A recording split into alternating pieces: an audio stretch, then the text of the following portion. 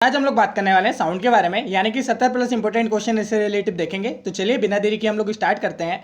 तो देखिए यार, जो टॉपिक है हमारा 6th लेक्चर है। इससे पहले 5th लेक्चर बना चुका हूँ 5 लेक्चर। अगर आपने वो नहीं देखे हैं तो आप डिस्क्रिप्शन में लिंक है, वहां से जाके आप इसको जरूर देख सकते हैं। तो चलिए देखते हैं कि आखिर ध्वनि है क्या, साउंड है क्या। ये वह मैकेनिकल वेव है जिनकी फ्रिक्वेंसी 20 हर्ट्ज से लेके 20 किलो हर्ट्ज के मध्य होती है, या आप ये कह सकते हैं कि ये वह तरंगे होती हैं जिसे आप अपने कानों से सुन सकते हैं।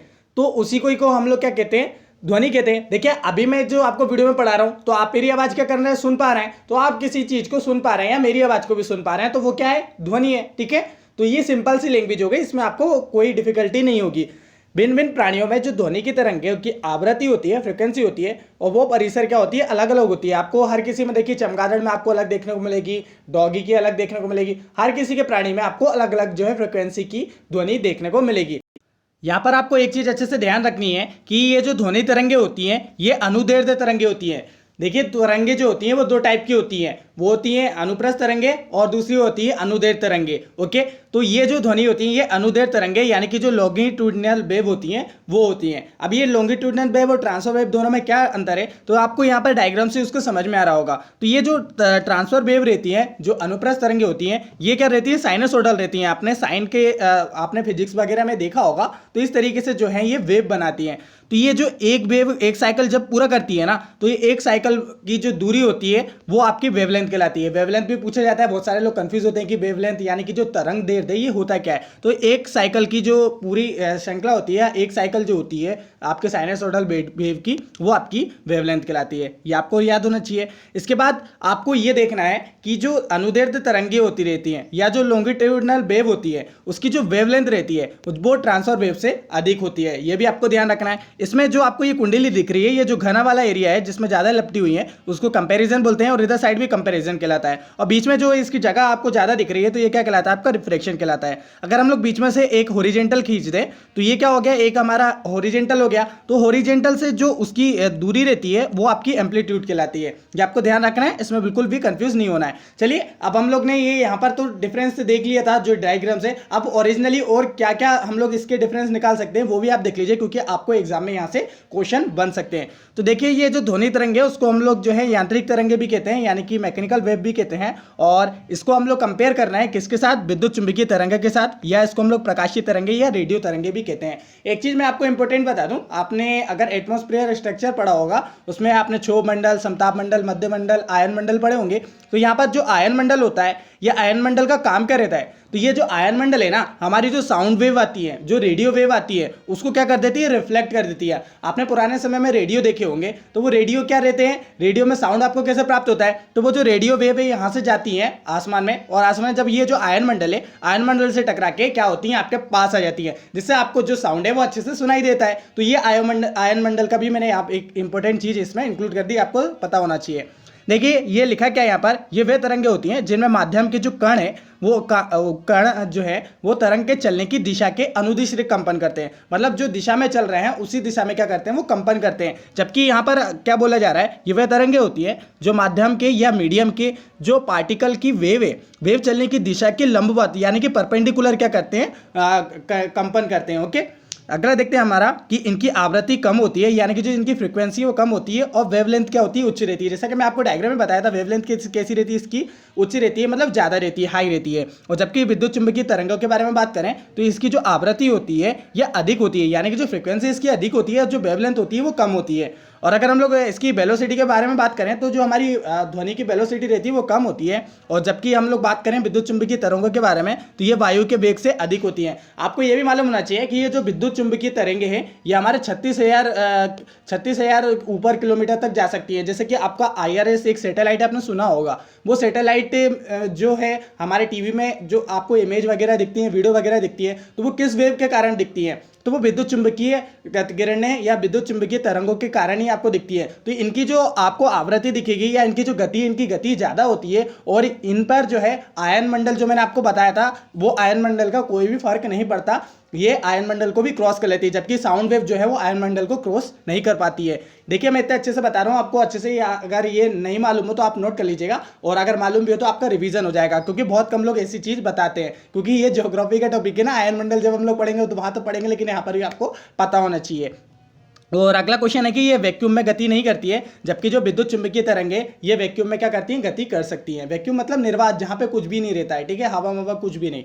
ओके, चलिए, तो अगला हम लोग ये इंपॉर्टेंट है ये भी कि विभिन्न माध्यमों में जो ध्वनि का वेग है, वेलोसिटी है, वो क्या रहती है। ओके, तो देखिए सबसे ज़्यादा आपसे ये पूछा जाता है कि जो ऐसा कौन सा धातु है या कौन सा माध्यम है जिसमें जो ध्वनि की वेलोसिटी है वो सबसे ज़्यादा रहती है। तो याद रखना है, जो ग्रेनाइट है, ग्रेनाइट में सबसे ज़्यादा रहती है 6000 मीटर पर सेकेंड रहती है, और सबसे कम किस में रहती है, वायु में रहती है। ओके, और देखिए लोहा, लोहा भी पूछा जाता है, कई बार ऑप्शन में पूछ लिया जाता है, और कांच, ठीक है, तो इनमें रहती है। इनके नाम आप नंबर भी याद कर सकते हैं कि नंबर बहुत कम पूछा जाता है, लेकिन ये कि कई बार अगर पूछ लिया तो कोई भरोसा नहीं रहता उस पर, है ना, इसलिए इसको आप देख लीजिएगा, चाहे तो स्क्रीनशॉट ले लीजिए। बाकी मैं इसकी जब मास्टर वीडियो सब लोग को सारी वीडियो को मर्ज कर दूंगा तो आपको वहां पर सबकी पीडीएफ इकट्ठी मिल जाएगी मेरे टेलीग्राम ग्रुप पे। ओके, तो इसको आपको ध्यान रखना है। यहाँ पर आपको लोहा, लोहा आपको ध्वनि, इसमें ध्वनि का अच्छा सुचालक बोलो या चालक बोलो, तो ये लोहा अच्छा चालक का एग्जाम्पल कैसे देख सकते हैं आप लोग। तो देखिए आपने ट्रेन देखी होगी, तो ट्रेन की जो पटरियाँ हैं, अगर ट्रेन अगर ना 6 किलोमीटर 5 किलोमीटर दूर भी है तो अब आप ट्रेन में लगा के आप उसको सुन सकते हैं कि ट्रेन यहाँ पर आने वाली है। जबकि हवा में क्या आती है, नहीं आती है, हवा से आपको उसकी आवाज़ पता चलती है, नहीं पता चलती। क्यों? क्योंकि उसकी जो गति होती है लोहे में उसकी ज़्यादा होती है ध्वनि की। ओके, चलिए आगे देखते हैं। अब हमारे क्वेश्चंस को स्टार्ट करते हैं। ये तो मेरे को आपको बेसिक देना था, आपको एक ओवरव्यू मिल जाए कि इस ध्वनि के बारे में क्या है, कैसा है, क्योंकि देखिए ऑलरेडी मैं फिजिक्स की मास्टर वीडियो बना चुका हूँ। अगर आपने वो नहीं देखी है तो उसको देखिएगा, उसमें 3 लाख लोगों ने ऑलरेडी देख चुके हैं, तो आप भी देख लीजिएगा। ओके, चलिए देखते हैं हमारा पहला क्वेश्चन कि ध्वनि की उत्पत्ति कैसे होती है। किसी माध्यम में विक्षोभ उत्पन्न होने से, अर्थात जो कंपन गति के उत्पन्न होने से क्या होता है, ये ध्वनि उत्पन्न होती है। न्यूनतम पारगम्य शक्ति किरण कौन सी है, तो देखिए अल्फा किरणें जो है वो न्यूनतम पारगम्य शक्ति किरण है। याद रखना है, ध्वनि का जो तारत्व है या पिच है ये किस पर निर्भर करता है, तो उसकी जो फ्रीक्वेंसी है उस पर निर्भर करता है। श्राव्य परिसर में ध्वनि तरंगों की आवृत्ति क्या होती है, तो देखिए वो 20 हर्ट्ज से लेके आपकी 20,000 हर्ट्ज तक होती है। याद रखना है, इंपॉर्टेंट है, इसी के बीच की जो हर्ट्ज की चीज़ें हम लोग सुन पाते हैं। अगला देखते हैं हम लोग कि जब दो लोग आपस में बात करते हैं तब कितने डेसिबल ध्वनि उत्पन्न होती है। तो याद रखना है, जब दो लोग बात करते हैं तो 30 से 60 डेसिबल के मध्य जो है ध्वनि उत्पन्न होती है। देखिए ध्वनि की तीव्रता को हमेशा डेसिबल में नापते हैं। याद रखना है, ध्वनि की तीव्रता को किससे नापते हैं, हम लोग हमेशा डेसिबल से नापते हैं। ये पूछा जाता है एग्जाम में, इंपॉर्टेंट है। ओके, शांत तालाब में पत्थर मारने पर किस प्रकार की तरंग जो है वो उत्पन्न होती है, तो याद रखना है, तो ये जो है आपकी ट्रांसफर वेव या अनुप्रस्थ तरंगे उत्पन्न होती है। भूकंप के समय कौन सी तरंगे निकलती हैं, तो वो अपश्रव्य यांत्रिक तरंगे निकलती हैं। ओके, अगला क्वेश्चन है कि पराध्वनिक विमान उड़ते हैं तो ध्वनि की चाल से अधिक चाल से वो है वो उड़ते हैं। ओके, देखिए अगला क्वेश्चन है कि पराध्वनिक विमान जो प्रकाती तरंगे पैदा करता है उनको क्या कहते हैं, तो उनको ध्वनि बूम कहते हैं। क्या कहते हैं, ध्वनि बूम। ओके, अगला क्वेश्चन है कि आपका चमगादड़ अंधेरे में उड़ सकते हैं, क्यों उड़ सकते हैं, क्योंकि देखिए वो अति तीव्र जो है ध्वनि तरंगे पैदा करते हैं जो उनका नियंत्रण करके रखती है। देखिए चमगादड़ जो है ना वो अपनी आंखों से ज़्यादा जो है ना रात के समय में अपनी जो साउंड वेव है, जो अल्ट्रासोनिक वेव वो रिलीज करता है, उसके माध्यम से चीज़ों को देख पाता है। जब वो अल्ट्रासोनिक वेव रिलीज करता है तो कोई भी ऑब्जेक्ट है, कोई भी ऑब्जेक्ट से वो वेव क्या होती है उसके पास वापस आती है, जिससे वो पहचान पाता है कि यहाँ पर कोई है, कोई वस्तु है। ओके, तो अगला क्वेश्चन हमारा कि पराश्रव्य तरंगे मनुष्य द्वारा क्या है वो नहीं सुनी जा सकती हैं। जो पराश्रव्य तरंगे हैं उनको हम लोग नहीं सुन सकते, और जो श्रव्य तरंगे उनको हम लोग सुन सकते हैं। 3 प्रकार की होती है ना, पराश्रव्य, श्रव्य और अश्रव्य तरंगे। जो अभी हमने भूकंप वाली देखी थी वो भी हम लोग नहीं सुन सकते, और पराश्रव्य भी हम लोग नहीं सुन सकते क्योंकि वो ज़्यादा होती है। ओके, अगला देखते हैं हम लोग कि पराश्रव्य तरंगों को सबसे पहले किसने सीटी बजाकर उत्पन्न किया था, तो गॉल्टन ने जो है सबसे पहले इसको उत्पन्न किया था। बात करें शिकार परवक्षियों या बाधाओं का पता लगाने के लिए चमगादड़ अथवा डॉल्फिन किस परिघटना का प्रयोग करते हैं, तो देखिए प्रतिध्वनि का जो निर्धारण है उसका प्रयोग करते हैं। वायु गैस में संचारित ध्वनि तरंगों की प्रकृति होती है तो वो अनुदैर्घ्य तरंगे होती हैं। ठीक है, ये चीज़ तो डायग्राम तो मैं बता ही चुका हूँ आप लोग को। अगला क्वेश्चन है कि ध्वनि का जो तारत्व है किस पर निर्भर करता है, तो उसकी फ्रिक्वेंसी पर निर्भर करता है। किन तरंगों का जो ध्रुवण नहीं होता है, तो अनुदैर्घ्य तरंगों का ध्रुवण नहीं होता है। जब कंपन करते हुए जो स्वरित द्विभुज को मेज पर रखा जाता है तो एक तेज ध्वनि सुनाई देती है। यह किस कारण होती है, तो देखिए वो अवमंदित कंपन के कारण होती है। 100 डेसिबल का जो शोर स्तर है किसके संगत होता है, तो किसी मशीन की दुकानों से आने वाले जो शोरगुल है उसके संगत होता है। किसी तरंग का प्रयोग रात्रि दृष्टि के उपकरण में किया जाता है, तो अवरक्त तरंगों का जो उपयोग है वो रात्रि दृष्टि के उपकरण में यूज़ किया जाता है। अगला क्वेश्चन है, नज़दीक आती रेलगाड़ी की सीटी की आवाज़ बढ़ती जाती है, जबकि दूर जाने वाली रेलगाड़ी के लिए क्या होती है, वो घटती जाती है। तो ये घटना का उदाहरण क्या है? तो ये किसका उदाहरण है? तो ये डॉपलर जो प्रवाह है उसका उदाहरण है। क्वेश्चन पूछा जाता है, किसी माध्यम का ताप बढ़ने पर उस माध्यम में प्रकाश के वेग व ध्वनि की वेग पर क्या प्रभाव पड़ता है? तो देखिए, प्रकाश का वेग है वो अपरिवर्तित रहेगा, लेकिन जो ध्वनि का वेग है वो क्या होता है, बढ़ जाता है। लगभग 20 डिग्री सेल्सियस के तापक्रम पर किस माध्यम में ध्वनि की गति क्या होती है, अधिकतम रहेगी? तो लोहा की जो है अधिकतम रहेगी। ओके, अगला क्वेश्चन है कि जो रेडियो का समस्वरण स्टेशन उदाहरण है, तो किसका उदाहरण है? अनुनाद का उदाहरण है। रडार शत्रु के वायुयानों का पता लगाने के लिए किन तरंगों का प्रयोग किया जाता है? तो वो रेडियो तरंगों का प्रयोग किया जाता है। जब किसी स्थान पर दो लाउड स्पीकर साथ साथ बजते हैं, तो किसी स्थानीय विशेष पर बैठे श्रोता को इनकी ध्वनि नहीं सुनाई देती है। किसी स्थानीय विशेष पर बैठे श्रोता को इनकी ध्वनि सुनाई नहीं देती है, इसका कारण क्या है? तो देखिए, ध्वनि तरंगों का क्या है? व्यतिकरण। अगर आप उसके पीछे बैठेंगे ना, जो बॉक्स बज रहा है, तो आपको उतनी अच्छे से वो सुनाई नहीं देगी, और अगर उससे पीछे और ज़्यादा बैठेंगे ना तो आपको वो सुनाई ही नहीं देगी। ओके, क्योंकि मैं तो खूब पहले डीजे बजाया था, तो मुझे मालूम है, क्योंकि मैं जब ऑपरेटिंग करता था तो पीछे इतना अच्छा साउंड नहीं आता था। ओके, देखते हैं हम लोग आगे कि स्पष्ट प्रतिध्वनि सुनने के लिए परावर्तक तल व ध्वनि स्रोत के बीच में न्यूनतम कितनी दूरी होती है? तो देखिए, 30 मीटर की दूरी होती है।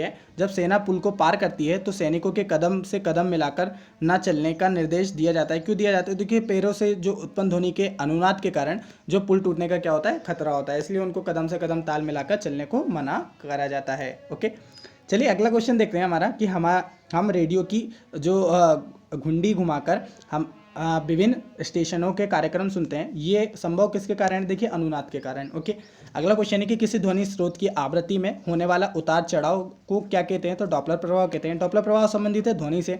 और ध्वनि तरंगे किस कारण से प्रतिध्वनि उत्पन्न करती हैं? तो परावर्तन के कारण। स्टेटोस्कोप ध्वनि के किस सिद्धांत पर कार्य करता है? तो परावर्तन के सिद्धांत पर कार्य करता है। स्टेटोस्कोप वो है जो डॉक्टर आपके सीने में लगा के चेक करते हैं आपकी धड़कन कैसी है। अधिकांशतः प्रयोग में लाया जाता है, तो वो देखिए नौ संचालकों द्वारा लिया जाता है। जो समुद्र में आप देखते होंगे सबमरीन वगैरह जो रहती हैं, और जो समुद्र के नीचे चीज़ जो पता लगाने के लिए सोनार का उपयोग किया जाता है, उसमें जो है ये साउंड वेव का ही यूज़ करते हैं। देखते हैं अगला क्वेश्चन कि एक जेट वायुयान 2 मैक के वेग से हवा में उड़ रहा है, तो जब ध्वनि का वेग 332 मीटर पर सेकेंड है, तो वायुयान की चाल कितनी होगी? तो आपको याद रखना है, वो होगी, याद नहीं रखना है, तो ये क्या है, ये वो न्यूमेरिकल वाले हैं, तो कई बार हम लोग न्यूमेरिकल जब अच्छे से पढ़ेंगे तब उसको देखेंगे, तो इस टाइप के क्वेश्चंस भी कम आते हैं, तो आपको तुक्का ही लगा कर आना पड़ेगा। नहीं तो आपको देखिए एक बार अच्छे से इस टॉपिक को देख लेंगे ना कि जिसमें उसको कैसे सॉल्व किया जाता है, ठीक है, तो आपको अच्छे से समझ में आ जाएगा। वैसे बहुत कम इस तरह के क्वेश्चन आते हैं। लगभग 2 डिग्री सेल्सियस के तापक्रम पर किस माध्यम में ध्वनि की गति अधिकतम होती है? तो लोहा की होगी। इसके बाद एक जैव पद्धति में जिसमें पराश्रव्य ध्वनि का उपयोग किया जाता है, तो सोनोग्राफी में जो है पराश्रव्य ध्वनि का उपयोग किया जाता है। कौन सी तरंगें शून्य संचरण नहीं करती हैं? तो देखिए, ध्वनि तरंगें जो हैं शून्य में संचरण नहीं करती हैं।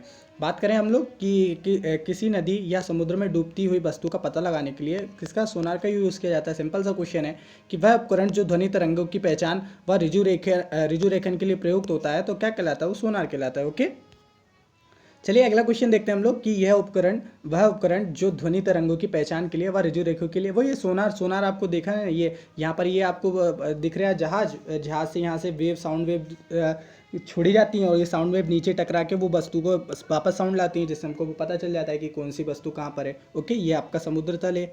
ओके, ये संसूचक है आपका, ये प्रेषित है, ये पानी की सतह है। ओके, ये नाव जहाज है। ओके, इसमें आपको कोई डिफिकल्टी नहीं होगी।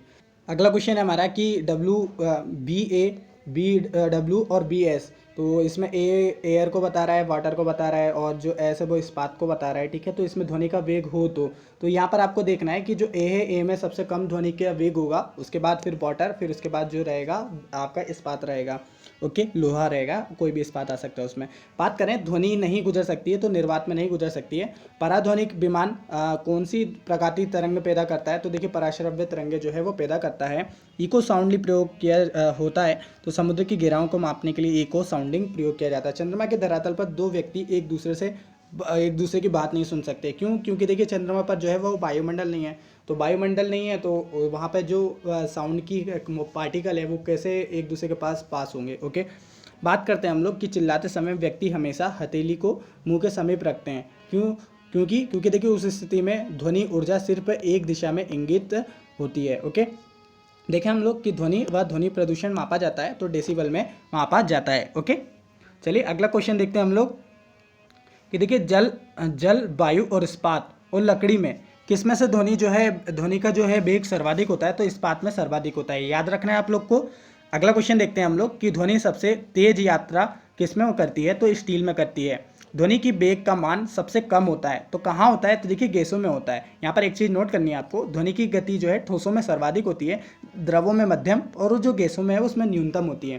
बादलों की बिजली की चमक की काफ़ी समय बाद जो है बादल गरजने की सुनाई देती है, तो इसका कारण क्या है? तो देखिए प्रकाश की चाल जो है ध्वनि की चाल से बहुत अधिक होती है।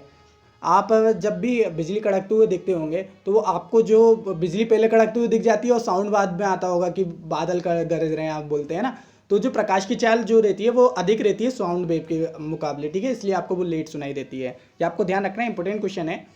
कि अगला क्वेश्चन है कि वायु में ध्वनि का वेग लगभग क्या होता है, कितना होता है आपका? 330 मीटर पर सेकेंड होता है।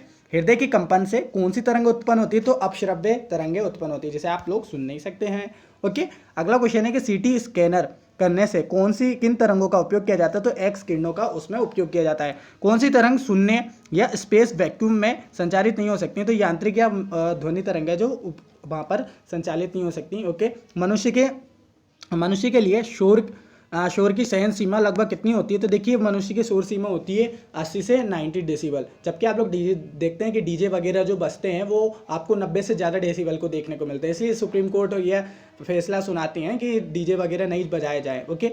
ओके, अगला क्वेश्चन है कि आपका कुछ नहीं नोट करना है, क्वेश्चन नहीं है, वो है सामान्य बातचीत के समय जो ध्वनि का डेसिबल रहता है वो मैंने आपको बता ही चुका हूँ, शुरू में ही क्वेश्चन आया था। और शोर को सहन करने की क्षमता कितनी रहती है? अधिकतम आपकी 90 डेसिबल रहती है। ओके, अगला क्वेश्चन है कि विश्व स्वास्थ्य संगठन के अनुसार एक नज़र के लिए सुरक्षित ध्वनि प्रदूषण का स्तर कितना होना चाहिए? तो 45 डेसिबल होना चाहिए। लंबी दूरी बेतार संचार के लिए कौन सी तरंगों का उपयोग में लाई जाती हैं? तो रेडियो तरंगों को यूज़ में लाया जाता है।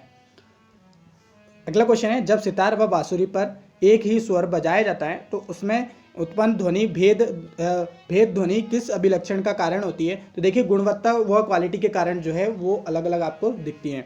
के प्रसारण में चित्र संदेशों का जो संचरण है किस मॉड्यूलम के किया जाता है? तो वो आयाम के मॉड्यूलेशन में। देखिए आयाम क्या है? आयाम को हम लोग इंग्लिश में बोलते हैं डायमेंशन। आपने 1D 2D 3D 4D 5D, आजकल तो कितने डी आने लगे, ठीक है, तो वो मतलब होता है 4 डायमेंशन 3 डायमेंशन 2 डायमेंशन। ओके, तो ये आयाम को हम लोग इंग्लिश में बोलते हैं। आपको इंग्लिश में डायमेंशन अच्छे से समझ में आ गया होगा क्योंकि हिंदी में थोड़ा सा अटपटा लगते हैं ना ये शब्द। ओके, देखिए दीर्घ रेडियो तरंगें पृथ्वी की वायुमंडल की किस मंडल से परावर्तित हो जाती हैं? तो यही चीज़ मैं आपको शुरू में बताया था। अब आपको समझ में आ रहा है कि जो ये तरंगें हैं वो वहाँ से आयन मंडल से परावर्तित हो जाती है, इसलिए हमको साउंड वेव जो है अच्छे से सुनाई देती हैं। ये दीर्घ तरंगें वो हैं जो हमारे स्थल से परावर्तित होकर ऊपर जाती हैं। ओके, देखिए अगला क्वेश्चन कि महिलाओं की आवाज़ पुरुषों से तीक्ष्ण क्यों होती है? तो देखिए क्योंकि जो महिलाओं की आवाज़ का जो तारत्व है, पिच होता है, वो अधिक होता है, इसके कारण जो है उनकी तीक्ष्ण होती है, थोड़ी पतली टाइप की होती है ना?